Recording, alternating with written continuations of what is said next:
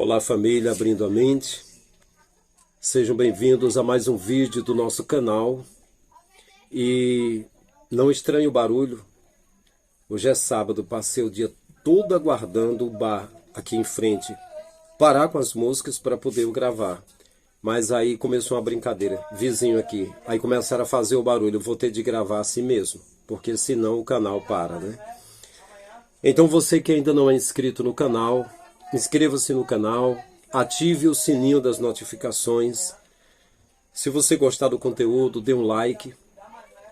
E procure algum vídeo que você se identifique. E você vai encontrar mais de 70 vídeos por enquanto. Vamos ter muitos conteúdos pela frente. Abrindo a mente, despertamento para humanidades. Nós falamos sobre religiões, sobre ciência, sobre política, sobre filosofia, sobre música, sobre muitos assuntos aqui. Até sobre desenho vamos posteriormente falar sobre isso. Deixo no final o meu contato, o meu zap, deixo também o meu Pix, caso você queira participar desse trabalho cooperando conosco. Muito bem. Eu quero falar hoje com vocês sobre o dia em que fui roubado. Isso aconteceu algumas vezes, mas eu quero relatar uma das primeiras vezes, se não me falha a memória, foi uma das primeiras, não foi a primeira, em que fui roubado. É muito estranho, é algo simplesmente bizarro, inesquecível no sentido contrário da palavra, né? Inesquecível. É uma lembrança muito estranha, bizarra, sabe? Você ser assaltado, ser roubado, né? Pois bem, aconteceu, eu estava completando 21 anos e eu estava terminando 2 anos de seminário básico do seminário, porque o meu curso era para bacharel em teologia. Eu estava morando naqueles dias em Parangaba, Mucuripe, ou Linha Férrea Mucuripe. Era vizinho ao bairro de Papicu, entre Papicu e Parangaba.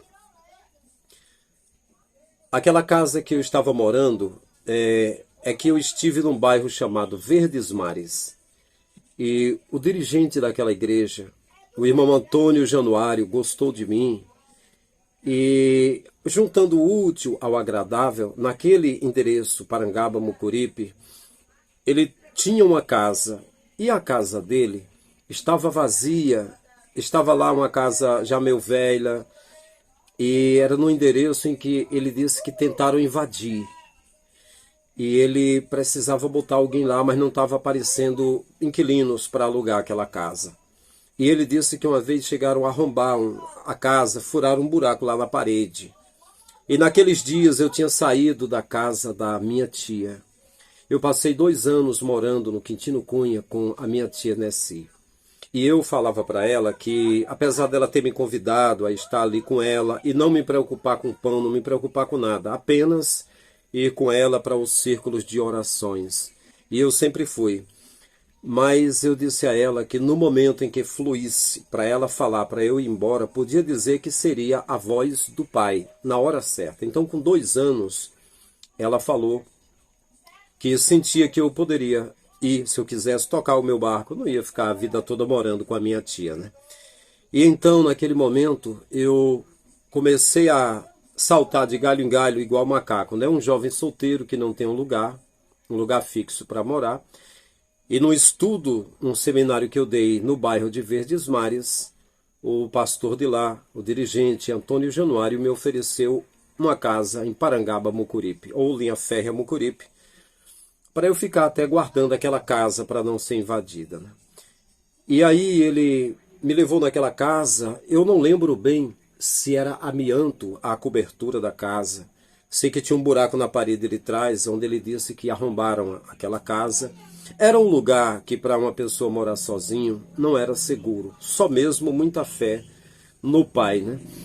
E eu Pregava nas igrejas, oferecia alguma fita de pregação, eu vendia alguma fita ou alguma apostilha, ia me virando, mas eu estava a ponto de ir para casa, voltar para casa. Meus pais moravam em Mossoró, Rio Grande do Norte, bairro Santo Antônio, e eu estava a ponto de voltar para casa, de parar, porque entregar os pontos assim, seguir a direção que o pai me desse. A direção que o pai me desse, porque às vezes não adianta forçação de barra. A gente força a barra querendo uma coisa força e não dá certo. Se eu não tinha mais um lugar para morar, então eu estava disposto a ir para casa. Mas aí o irmão Antônio Januário me ofereceu a casa. Quando eu cheguei lá, eu vi as paredes velhas, aquela casa ali, que estava abandonada. Ele disse, olha, você pode fazer uma reformazinha nela, você pode pintar, você pode arrumar a casa. E aí eu pensei, meu pai do céu, esse homem não compreende. Esse homem não entende. Que muitas vezes falta o pão. Eu fico procurando uma forma de comprar o pão, não tenho dinheiro, não tenho recurso. Mas é impressionante.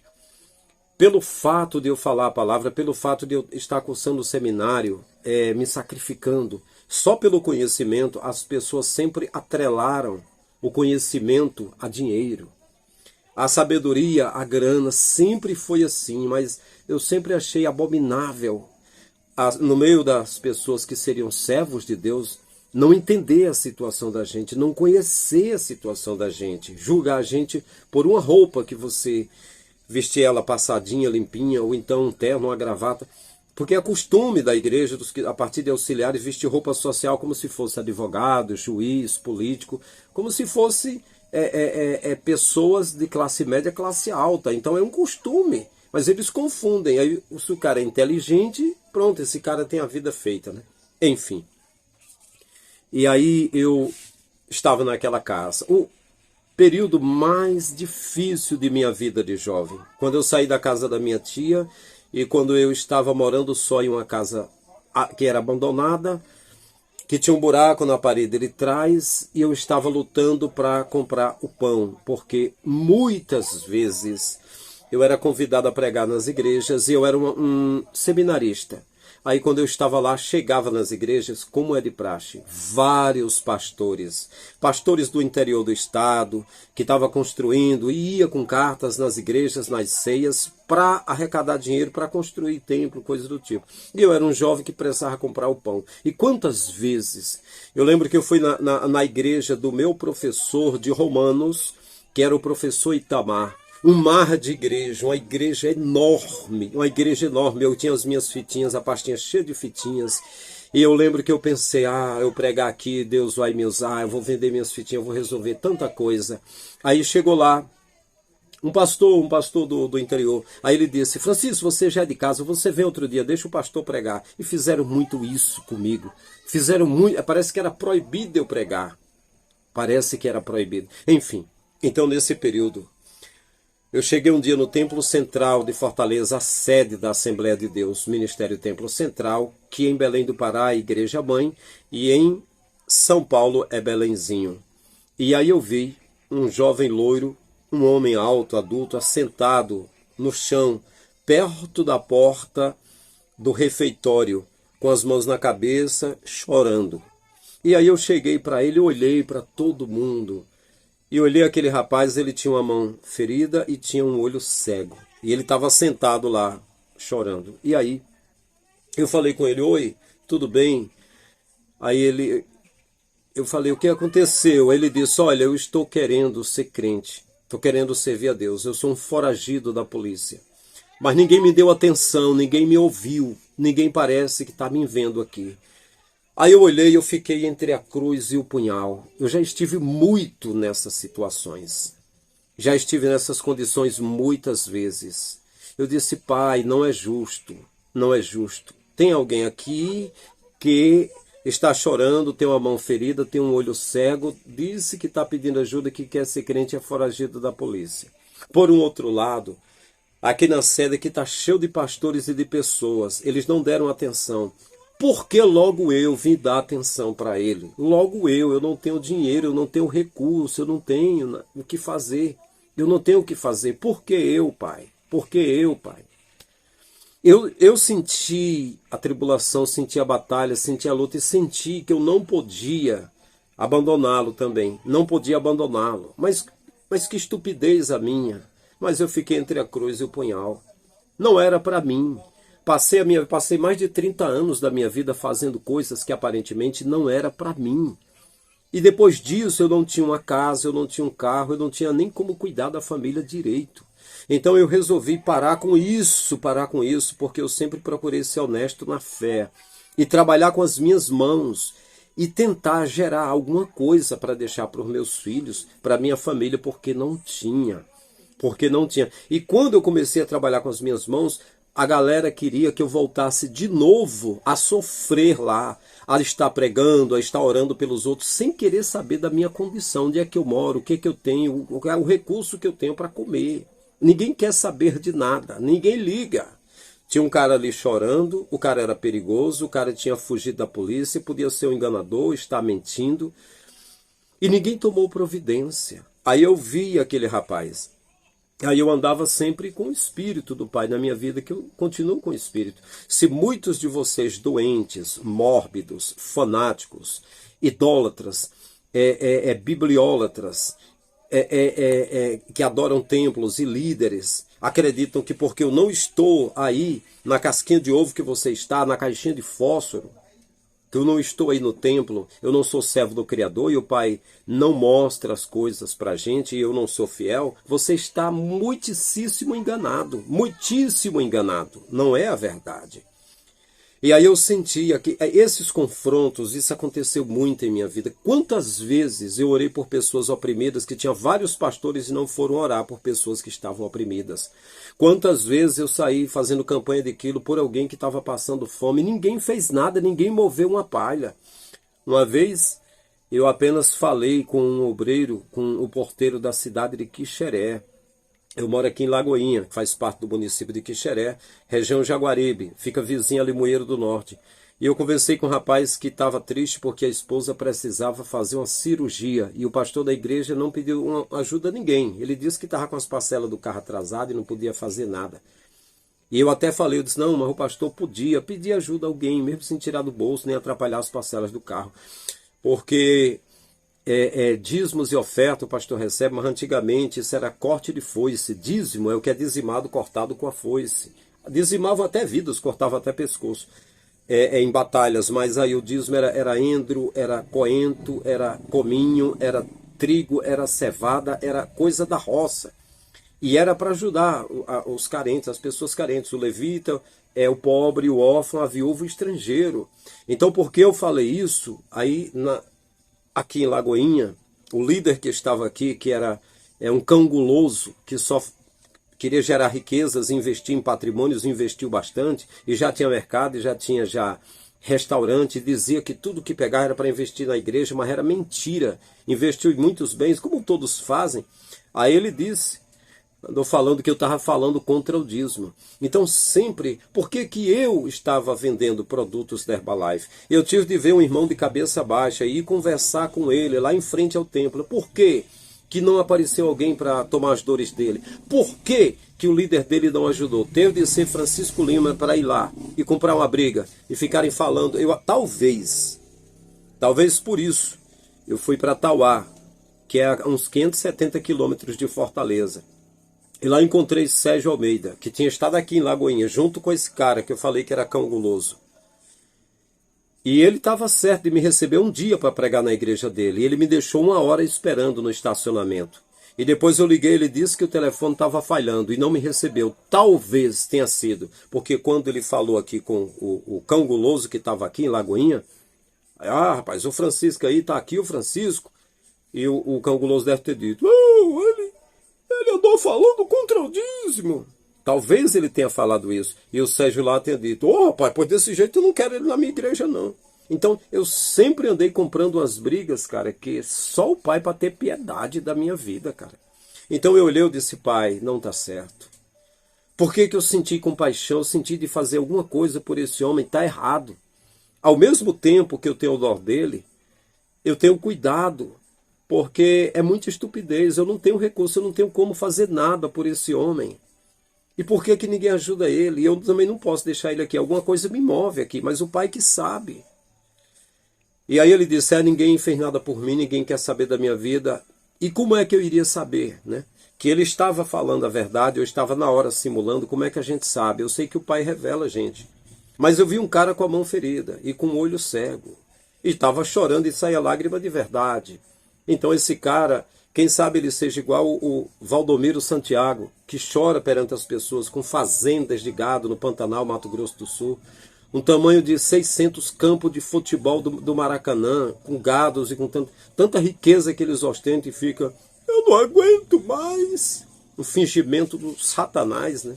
Talvez era o caso daquele rapaz também, né? Numa pequena escala, né?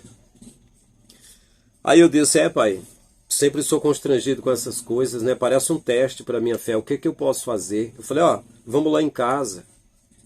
Eu me importo com você. Aí fomos, peguei um ônibus, fui para lá.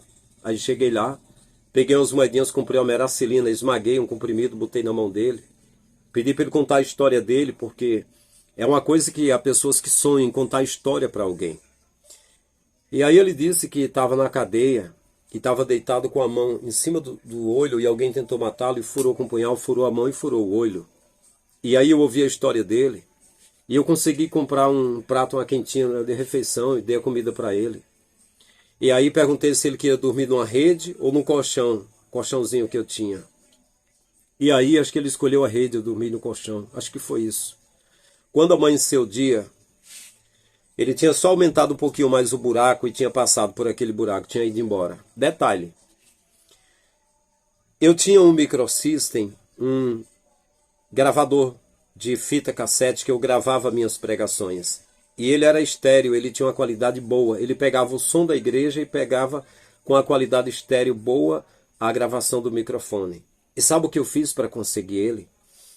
Eu tinha um outro do mesmo tamanho, mas não era estéreo daquele jeito, não tinha aquela qualidade. Eu troquei com o meu amigo Jailton, lá de Independência, de um bairro de Mossoró, Rio Grande do Norte. Ofereci para ele um par de sapatos, parece que um blazer, um terno, parece. Eu não sei se foi R$ 70, foi um monte de coisas para ele aceitar aquela troca. Adivinha? Ele levou meu microsystem, ele pegou, parecia uma Bíblia, era um pacote de lições bíblicas da década de 60, encadernado. Ele era grande assim, ele parecia uma Bíblia. Ele levou para simular que era crente. Levou um terno meu, levou as minhas coisas. E aí, tinha um ferro elétrico com a tampa de vidro bem bonito, parecia coisa de filme de ficção. Aquele ferro elétrico, quem me deu de presente, foi o coordenador do seminário que eu estudava, José Walter da Silveira Filho. Ele era o coordenador da UBADES, União de Mocidade da Assembleia de Deus do Ceará, que transformou-se em Caravana da Misericórdia, porque eles faziam trabalhos sociais, distribuíam cestas básicas, levava médico, cabeleireiro, nas cidades do Ceará que ia. E o Walter também era coordenador do Stadec. Ele e o Ismael Félix, que era filho do pastor presidente da convenção e da igreja, pastor Sebastião Mendes Pereira, pastor Bastos. Então, aquele ferro elétrico, ele disse que foi um presente de aniversário que ele recebeu. E ele me deu de presente. O meu amiguinho, injustiçadozinho, levou o meu ferro elétrico. Levou tudo, levou minhas coisas, foi embora. Aí dói um pouquinho no coração, né? Aí você fica sem saber, né?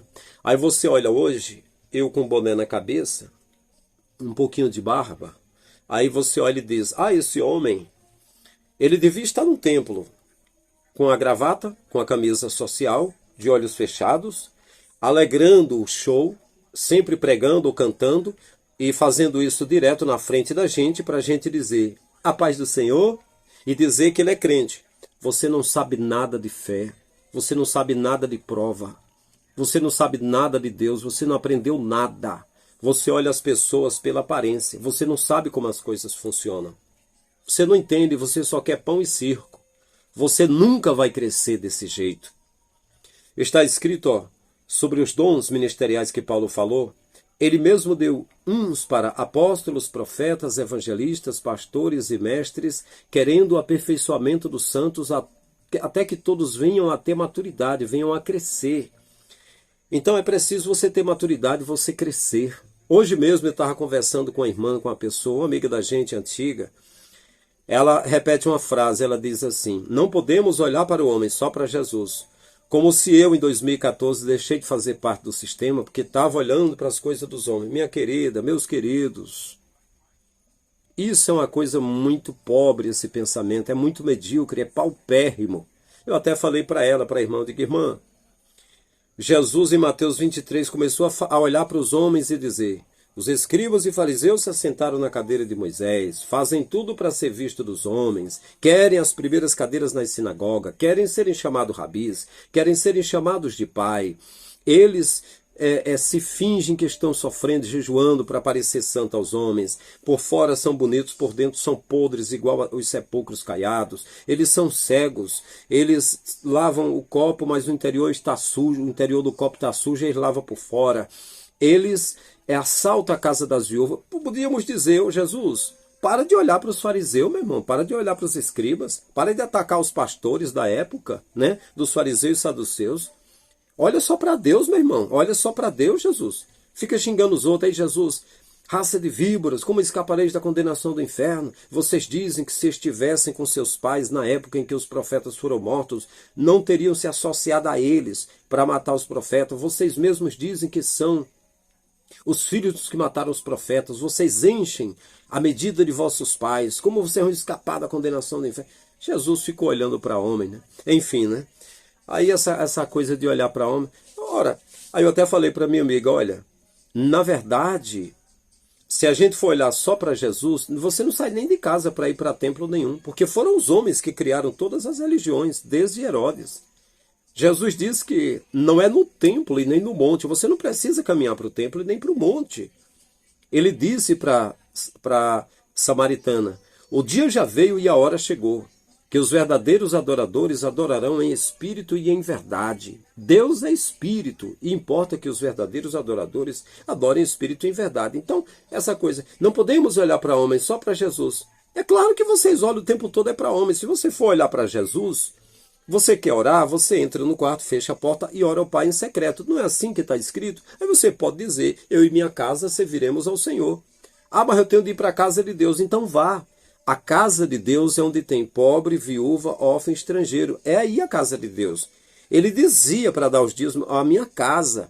E o dízimo era trigo, era cevada, era endro, coentro, era cominho, era coisa da roça e era para o pobre, o órfão, a viúva, o estrangeiro. É isso a casa de Deus. Mas vamos retornar e concluir o nosso assunto. Então eu disse: pai, é isso aí. Naqueles dias que aquele homem roubou as minhas coisas, me deixou sem nada. Só faltou levar minha rede e levar o colchão, né? Foi uma festa, né? Mas ele não pegou um besta, não pegou um otário. Eu fui orando, dizendo: pai, tem piedade de mim, eu estou indo para o juízo, de cabeça baixa, igual o boi está indo para o matador. Eu estou sabendo de tudo, eu sei de tudo, eu estou fazendo a minha parte, mas eu já estou sabendo de tudo. Naqueles dias, o Joaquim Barros, coordenador da ETAD, Escola de Educação Teológica, que era um outro seminário. Lá havia 2 seminários na Assembleia de Deus. A ETAD, fundada pelo missionário americano Bernard Johnson, e havia o STADEC, que coordenavam o pastor Walter, José Walter e o pastor Ismael Félix. Pastor Walter é meu amigo, coordenador de missões, e ele mora em Beberibe, cidade praiana, aqui no Ceará. Há um tempo recente, uns meses recentes, eu conversei bastante com ele. Assim como tenho mais de 1.500 amigos, companheiros, pessoas que me conheceram. E eu não tive atrito com ninguém. Deixei de fazer parte do sistema, o sistema que me quis, que me abraçou, eu deixei de fazer parte, que eu prefiro seguir a Jesus. E você que acha que está no templo: irmão, você tem que estar aqui dentro do templo, aqui é a obra de Deus. Você está mentindo, está enganado e está enganando outras pessoas. A obra de Deus foi ter enviado o seu Filho para que todo aquele que nele crê não pereça, mas tenha a vida eterna. E aí, se você quer fazer alguma coisa para Deus, se você dá uma roupa ou uma comida, Deus não usa, Deus não come. Se você dá para um pobre, ele recebe. Até Salomão, que foi crente, se desviou, foi satanista, ele disse o seguinte: Quem dá ao pobre empresta para Deus. Se não me falha a memória, se não estou enganado. Então, tendo levado eu, tendo me compadecido daquele homem lá para a minha casa, ele tendo levado as minhas coisas, coisa que um jovem demora para juntar, porque eu não tinha nada, e o pouco que eu tinha ele levou. Então, o coordenador Joaquim Barros, naqueles mesmos dias, ele falou comigo e disse: você vai pegar uma cruzada na Umadece, a cruzada da mocidade que vai acontecer na cidade de Jaguaruana. E você vai falar com o pastor Zacarias e vai dizer que você está sendo enviado para ser o monitor da ETAD. Você vai ensinar ali e ele vai dar um salário por mês para você. E você vai pegar a carona com a cruzada. Então eu peguei a carona com a cruzada. E lá eu conheci a minha esposa, conheci aquela jovem.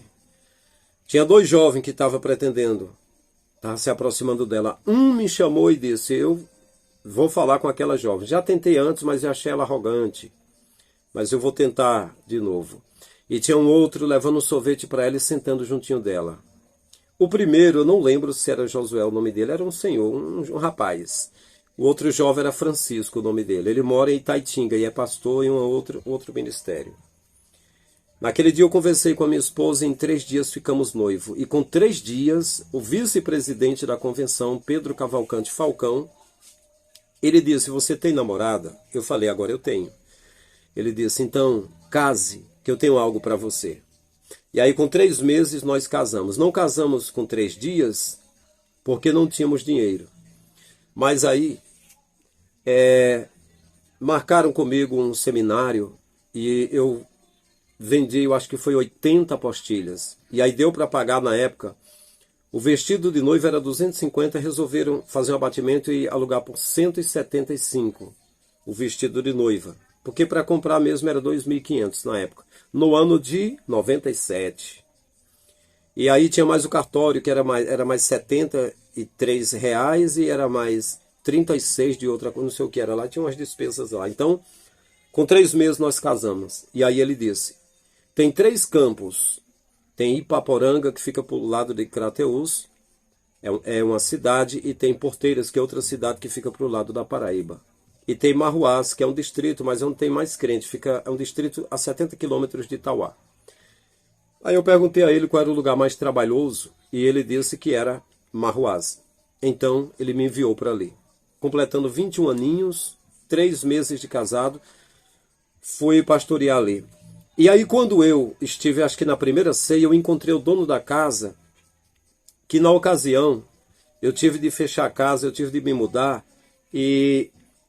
eu não sei se foi por telefone que eu falei para ele que eu estava saindo da casa e que eu ia conversar mais com ele. Aí ele me viu: rapaz, como é que você faz uma coisa dessa? Você deixou atrasar a conta d'água, a conta de luz.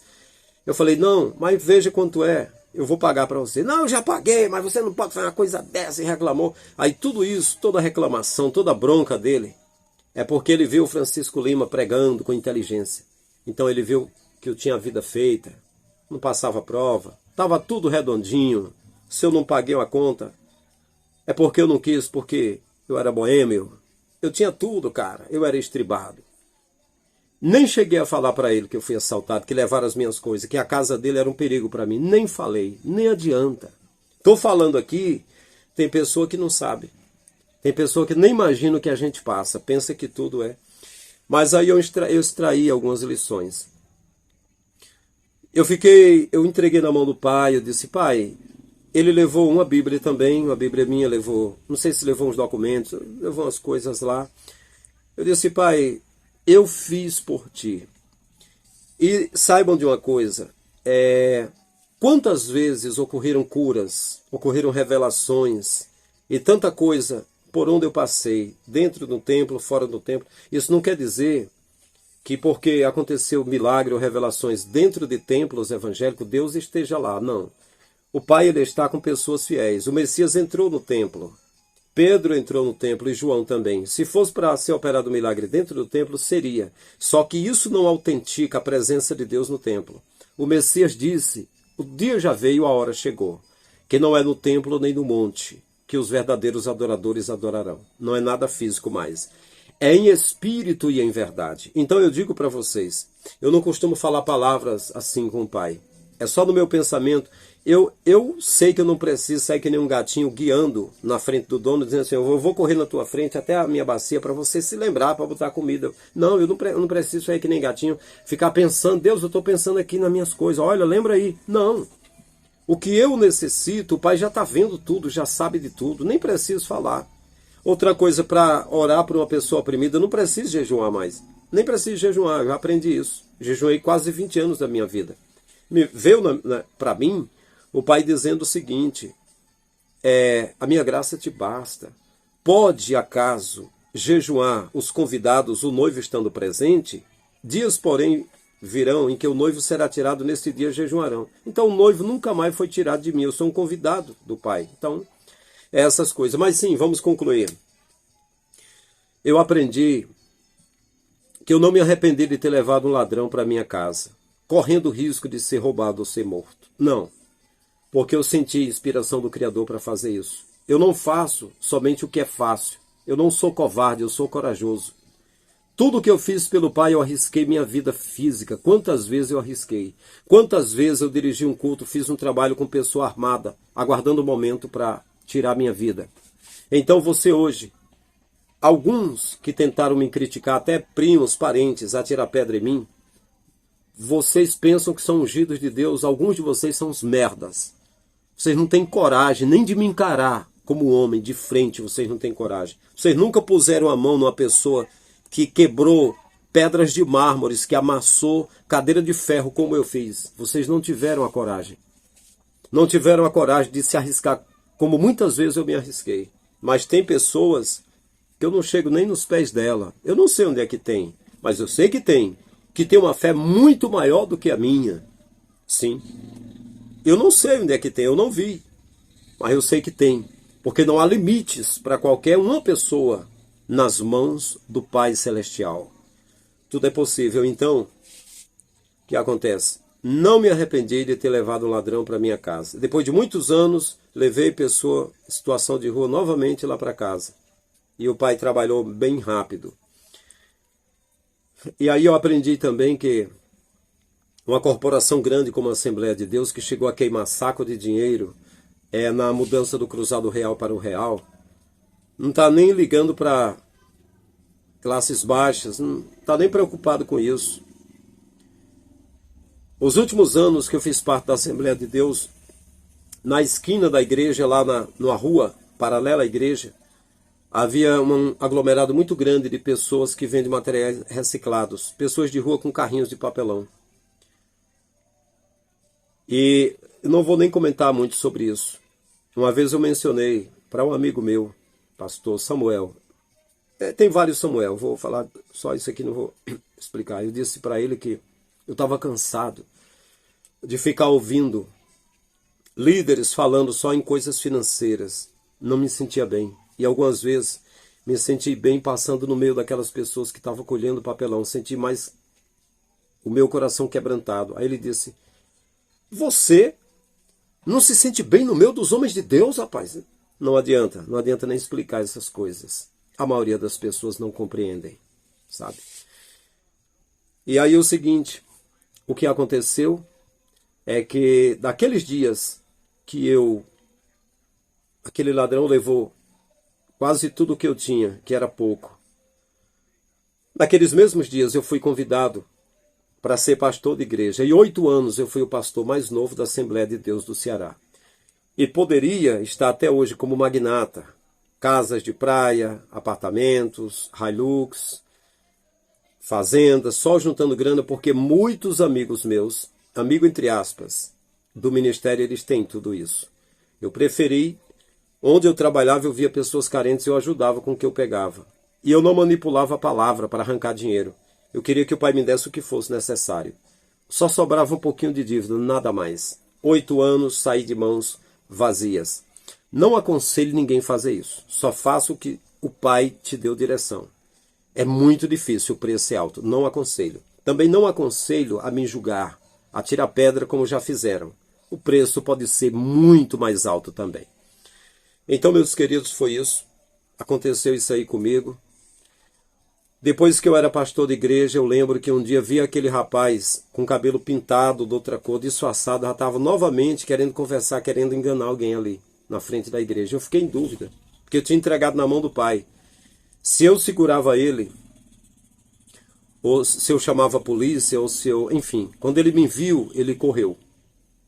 Ele simplesmente correu. Ele reconheceu que era eu e que eu estava reconhecendo ele, né? Enfim. Mas acontecem essas coisas. Eu não aconselho ninguém a levar a pessoa que diz que é foragida da prisão para sua casa. Eu não aconselho. Mas depois, como pastor de igreja, eu cuidei de pessoa que disse que era foragido. Ajudei ele, cuidei e ele era um servo do Criador de fato. Era um servo do Criador, uma pessoa muito boa. Depois eu falo acerca disso. Então, meus amigos, é isso. É isso que aconteceu comigo. Dia em que eu fui roubado, eu era jovem, eu estava muito desamparado, eu estava muito sem nada. Mas o Pai me recompensou poderosamente. Nos mesmos dias fui convidado para ser líder de igreja. Com 3 meses que estava em Marruás, fui convidado para ir para Madalena, uma cidade que já tinha templo e casa pastoral. Não aceitei porque não senti direção do Criador. O lugar que eu estava era muito difícil, eu queria que o Pai me provasse que Ele estava comigo, porque lá estavam intentando contra a minha vida. E se eu fugisse, eu ia passar a vida toda fugindo, com qualquer coisa que me amedrontasse. Saí de lá de cabeça erguida, e pessoas que intentaram contra a minha vida acabaram morrendo. Essa é a realidade. E aí, ainda lá, eu fui a São Paulo no ano de 98, e o pastor Joel Amâncio de Souza, que ele é cearense, ele me convidou para ser pastor em uma cidade chamada Olímpia. Ele disse que era uma igreja rica e que no meu aniversário ganharia um carro novo de presente. Não aceitei o convite. A minha prova, meu desafio era com o Pai, para que o Pai desenvolvesse algo na minha vida. Então você e muitos parentes que me julgaram, porque eu atrasei algumas contas, porque me acidentei, disse que o que eu tinha era lábia, como o irmão Dãozinho, por exemplo, falou para uns obreiros na Vila Nova, e tinha um outro primo meu ouvindo, falou de mim que eu estava devendo, como se eu fosse culpado, e no final disse que o que eu tinha era lábia. Você mentiu, esqueça o céu, você é servo das trevas, e você sabe disso. E você é danadinho, eu não vou falar de nada, eu sou um cara informado. Eu vi várias coisas, várias historinhas, que não vou relatar aqui, provando que você é de Belial, mas eu vou ficar quieto. Deixa nas mãos do Pai Celestial. Então é isso aí, meus amigos. Se você gostou, dê um like. Até o próximo vídeo, estamos juntos.